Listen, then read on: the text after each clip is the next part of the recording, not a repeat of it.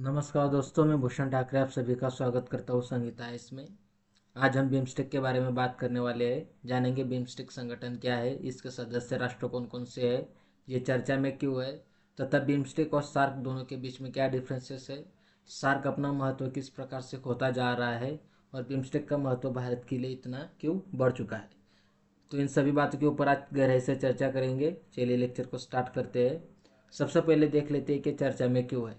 तो हाल ही में भारत के विदेश मंत्री एस जयशंकर द्वारा बिम्स्टेक देशों के सभी विदेश मंत्रियों की मीटिंग को आयोजित किया गया था दिल्ली में, जहां पर सभी विदेश मंत्रियों के दरमियान सुरक्षा, कनेक्टिविटी, व्यापार और इन्वेस्टमेंट को लेकर चर्चाएं हुई। और इसी साल के सितंबर महीने में इन सभी देशों के राष्ट्राध्यक्षों की मीटिंग होने वाली है। और ये पहली ऐसी मीटिंग होगी कोविड-19 के बाद से, यानी कि 2019 के बाद से पहली बार बिम्स्टेक देशों के सभी राष्ट्राध्यक्ष एक दूसरे से फेस टू फेस बात करने वाले हैं, या किसी विषय को, टॉपिक को लेकर उनके बीच में चर्चाएं होगी, संधियाँ होगी। तो इस वजह से इस संगठन का इम्पोर्टेंस हमारे एग्जाम की दृष्टि से काफ़ी ज़्यादा बढ़ जाता है। हो सकता है कि इससे आपके प्रीलिम्स तथा मेंस दोनों में सवाल पूछ लिए जाए। तो सबसे पहले हम बिम्स्टेक के बारे में जान लेते हैं। तो बिम्स्टेक यानी आपका bay of Bengal initiative for multi sectoral technical and economical cooperation, यह संगठन 7 देशों से मिलकर बना है, जिसमें आपके 5 है साउथ एशियन कंट्रीज और 2 है साउथ ईस्ट एशियन कंट्रीज। जो साउथ एशियन कंट्रीज है उसमें आपके है इंडिया, नेपाल, बांग्लादेश, भूटान और श्रीलंका, तथा साउथ ईस्ट एशियन कंट्रीज में है थाईलैंड और म्यांमार। इस संगठन का मुख्य उद्देश्य इकोनॉमिक डेवलपमेंट को प्रोत्साहन देना है, सुरक्षा को प्रोत्साहन देना है, मैरीटाइम व्यापार, कनेक्टिविटी को भी बढ़ावा देना है।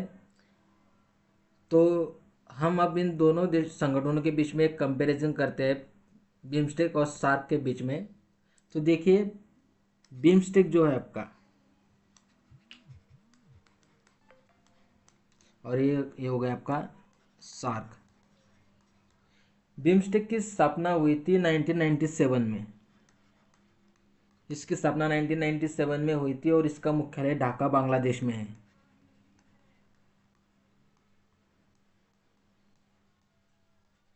जबकि सार्क की स्थापना हुई थी 1985 में, 1985, और इसका मुख्यालय काठमांडू, नेपाल में है।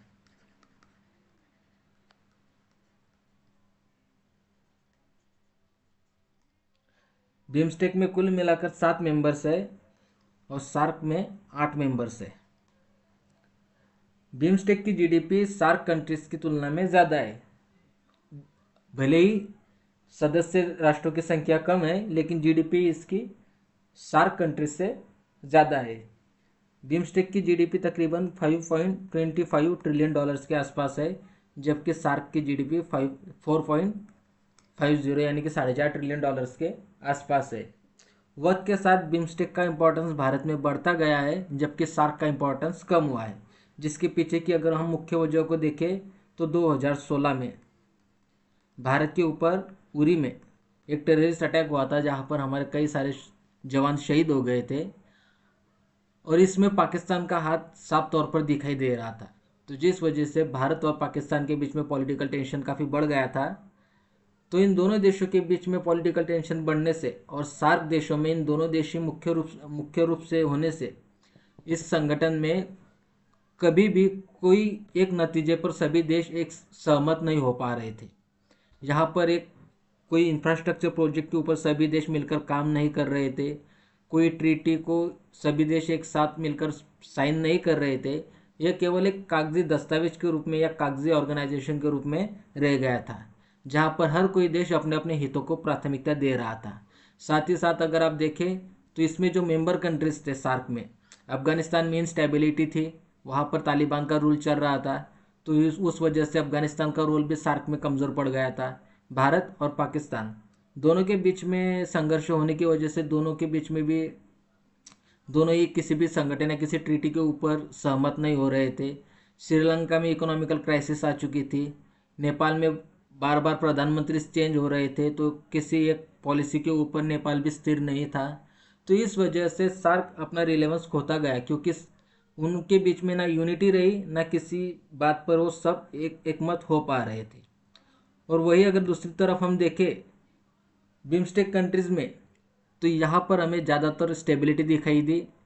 हालांकि म्यांमार में तख्ता पलट हुआ, लेकिन उसका उतना असर इन देशों के संबंधों के ऊपर नहीं हुआ।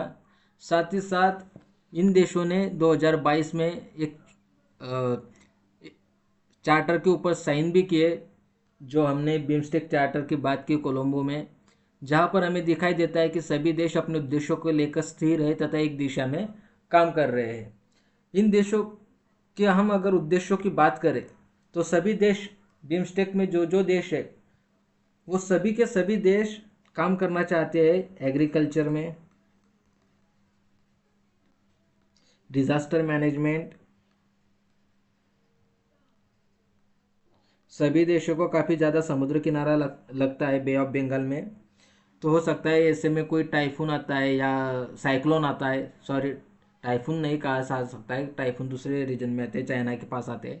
साइक्लोन अगर आता है बे ऑफ बंगाल में तो ऐसे में डिजास्टर मैनेजमेंट में सभी देश एक दूसरे देश की मदद करेंगे।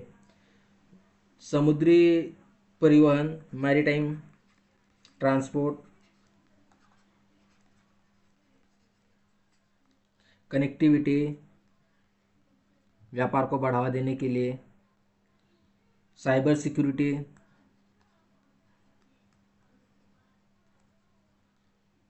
ये मैरीटाइम ट्रांसपोर्ट में भी आपको सुरक्षा की ज़रूरत रहेगी, समुद्री सुरक्षा के ऊपर भी काम किया जाएगा, जिसमें पायरेसी को रोका जाना एक इम्पॉर्टेंट काम रहेगा, तथा साथ ही साथ काउंटरिंग ट्रैफिकिंग।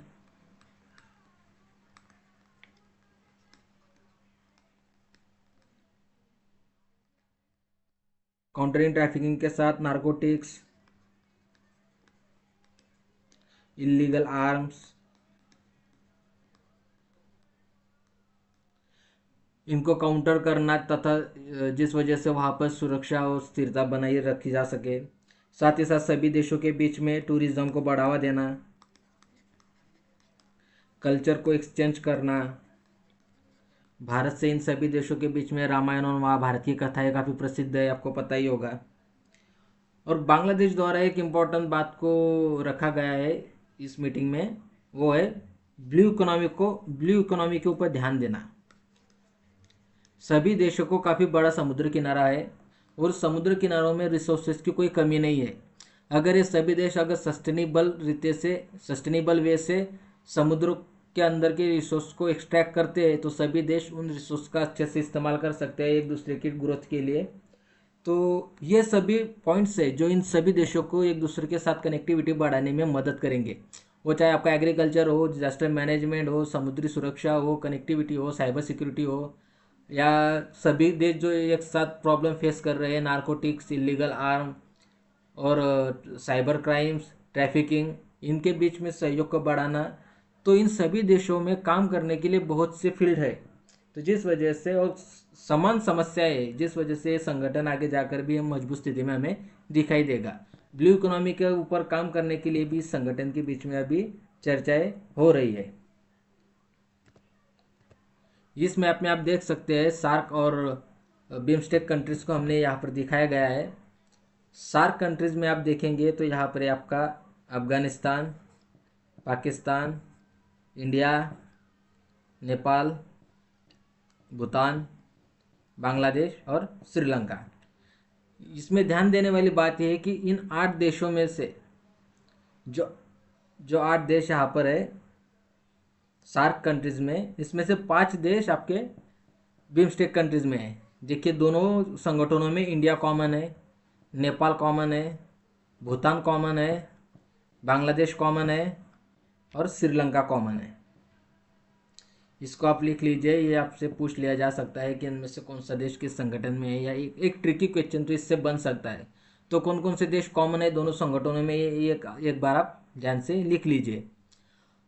सिर्फ 2 देश ऐसे हैं जो यहाँ पर नहीं है बिम्स्टेक में, एक है आपका अफ़गानिस्तान और पाकिस्तान, और दूसरा जो 2 देश यहाँ पर नहीं है सार्क में, वो है आपके म्यांमार और थाईलैंड। भारत के लिए सार्क का इम्पोर्टेंस इसलिए भी कम होता जा रहा है क्योंकि 7 देशों में से 5 देश तो आपके बिम्स्टेक में मेंबर है, और रहे कौन से 2 देश जो बिम्स्टेक में मेंबर नहीं है, वो है पाकिस्तान, जिसके साथ वैसे भी भारत उसे अंतर्राष्ट्रीय स्तर पर अकेला पाड़ना चाहता है, उसके साथ पॉलिटिकल रिश्तों को इतर देशों के ख़त्म करना चाहता है। और दूसरा देश है अफगानिस्तान, जहाँ पर जिसके साथ तो हमारे संबंध अच्छे थे, लेकिन जब से तालिबान की गवर्नमेंट वहाँ पर आई है तो अफगानिस्तान के साथ भी हमारे रिश्ते काफ़ी सूक्ष्म नाजुक हो चुके हैं। तो ये दो देश बिम्स्टेक में नहीं है, तो उल्टा ये बिम्स्टेक की स्टेबिलिटी को प्रमोट कर रहे हैं। और अगर ये दोनों देश इस संगठन में सदस्य बन जाते हैं तो आगे जाकर यहाँ पर भी समस्याएं पैदा होने लग जाएगी। तो भारत इन दोनों देशों को नज़रअंदाज करते हुए जो 5 देश है सार्क मेंबर्स, आपका नेपाल, भूटान, बांग्लादेश, श्रीलंका, इनके साथ अपने संबंधों को मजबूत कर सकता है। तो इस वजह से भी सार्क का इम्पोर्टेंस कम हो रहा है, क्योंकि ज़्यादा मेंबर्स इसके बिम्स्टेक में भी है। और साथ ही साथ दूसरी तरफ जब हम देखते हैं म्यांमार और थाईलैंड, ये दोनों देश ऐसे हैं जो भारत का साउथ ईस्ट एशिया के साथ व्यापार बढ़ाने में मदद करेंगे, सीधा लैंड रूट प्रोवाइड कर रहे हैं। इस वजह से भारत कालादान मल्टीलैटरल प्रोजेक्ट के ऊपर भी काम कर रहा है। तो बिम्स्टेक का महत्व भारत के लिए इतना क्यों है? तो सबसे पहला इसका इकोनॉमिक डेवलपमेंट के लिए भी है। भारत चाहता है कि चूँकि हम इन देशों से समुद्री सीमा से जुड़े हुए हैं और अंतर भी इन देशों के बीच में ज़्यादा नहीं है, तो भारत इन देशों से अगर अच्छे संबंध बना लेता है तो भारत अंडमान और निकोबार में अच्छा इंफ्रास्ट्रक्चर बिल्ड कर सकता है, अच्छे समुद्री जहाज़ों के लिए अच्छी सेवाएं उपलब्ध वहाँ पर करा सकता है, रोजगार के अवसर वहाँ पर निर्माण कर सकता है। और जो नॉर्थ ईस्ट स्टेट्स हैं हमारे, उनमें भी हम इंडस्ट्रीज़ को ला सकते हैं, चाहे वो थाईलैंड से हो या म्यांमार से हो, बांग्लादेश से हो, वहाँ पर भी हम डेवलपमेंट कर सकते हैं। तो इसकी दृष्टि से भी भारत के लिए ये संगठन महत्वपूर्ण बन जाता है। सिक्योरिटी की अगर हम बात करें तो गोल्डन क्रिसेंट और गोल्डन ट्रायंगल दोनों के बीच में भारत है, तथा समुद्री सुरक्षा की दृष्टि से भी भारत के लिए ज़रूरी है कि इन देशों के साथ हमारे संबंध अच्छे रहे। और आपको पता होगा कि म्यांमार में तख्ता पलट हो चुका है, और म्यांमार से भारत के नॉर्थ ईस्टर्न कंट्रीज की स्टेट्स की जो सीमा है, वहाँ पर इलीगल आर्म्स एक्सपोर्ट होते हैं तथा ह्यूमन ट्रैफिकिंग की जाती है और टेररिज्म को बढ़ावा दिया जाता है। तो ये सब चीज़ें ना हो, जिसके लिए भारत को इन देशों की मदद की ज़रूरत रहेगी। साथ ही साथ भारत की एक्ट ईस्ट पॉलिसी रही है। 2014 में हमने लुक ईस्ट पॉलिसी को एक्ट ईस्ट पॉलिसी में कन्वर्ट कर दिया था, और 2024 में इसके 10 साल कंप्लीट भी हो चुके हैं। तो एक्ट ईस्ट पॉलिसी रही है, भारत की नेबरहुड फर्स्ट पॉलिसी रही है। भारत चाहता है कि हम हमारे नज़दीकी राष्ट्रों से कुछ बदले में अपेक्षा ना करते हुए हमसे जो भी होगा हम उनके लिए करें। भारत ने 2015 में सागर डॉक्ट्रिन दी थी। सागर डॉक्ट्रिन जो थी हमारे, जिसका मतलब सीधा सीधा था security for all and growth in the region, यानी कि समुद्री सुरक्षा में जितना हो सके उतना भारत इन देशों के लिए करना चाहेगा। एक विशेष बात ये भी रही है कि भारत चाइना के डोमिनेंस को वहाँ पर कम करना चाहता है। आपको पता होगा कि पिछले कुछ सालों में चाइना ने श्रीलंका के ऊपर अपना डोमिनेंस पूरी तरह से कर लिया है। वहाँ पर उसने हम्बनटोटा बीच भी ले लिया है, जहाँ पर अपना मिलिट्री बेस बनाने वाला है। बांग्लादेश के साथ भी चाइना के संबंध काफ़ी ज़्यादा बढ़ चुके हैं, और म्यांमार के साथ भी जब से मिलिट्री तख्ता पलट हुआ है चाइना के संबंध काफ़ी बढ़ गए। तो चाइना का प्रेजेंस बे ऑफ बंगाल में बढ़ता जा रहा है। उसको काउंटर करने के लिए भारत को इन सभी राष्ट्रों की मदद चाहिए होगी। भारत चाहता है कि ऐतिहासिक रूप से भारत के ही संबंध इन सभी देशों के ऊपर रहे हैं, और भारत का इन्फ्लुएंस चाहे आप सांस्कृतिक रूप से ले या व्यापारिक रूप से ले, इनके ऊपर रहा है। तो भारत चाहेगा कि चाइना का प्रेजेंस यहाँ पर ज़्यादा ना बढ़े, जिसके लिए भी इस संगठन का महत्व भारत के लिए काफ़ी बढ़ जाता है। रीजनल स्टेबिलिटी को मेंटेन रखना तथा सार्क के एक ऑप्शन के रूप में भारत बिम्स्टेक को देख रहा है। तो बिम्स्टेक का इम्पोर्टेंस भारत के लिए काफ़ी ज़्यादा है। आई होप आपको ये लेक्चर पसंद आया होगा।